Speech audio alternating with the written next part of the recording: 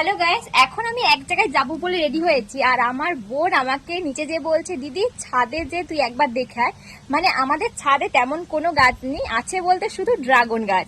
আর সেটাই তোমাদের দেখাবো। মানে এসে তো আমি পুরো অবাক, মানে আশাও হয়নি, কদিন ধরে দেখাও হয়নি। তো চলো তোমাদের সাথে শেয়ার করি।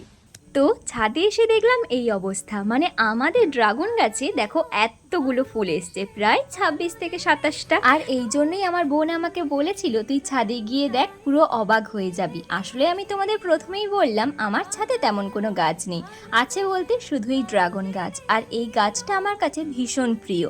মানে সমস্ত ফুল ফল গাছই খুব ভালো লাগে, কিন্তু এই ড্রাগন গাছটা একটু বেশিই ভালো লাগে। তার একটাই কারণ, এর ফল আসার জন্য আমাকে প্রায় 3 থেকে 4 বছর অপেক্ষা করতে হয়েছে।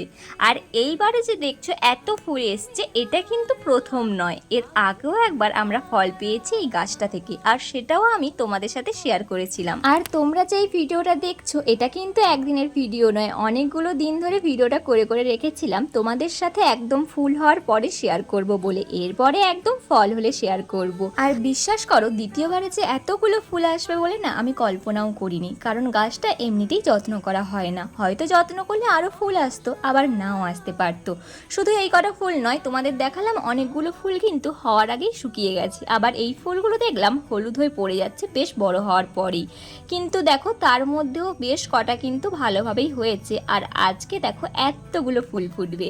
এর আগের দিন দুটো ফুটে গেছে, আর আমার খেয়াল করা হয়নি, তাই তোমাদের সাথে শেয়ার করতে পারিনি। কিন্তু আজকে মিস করিনি।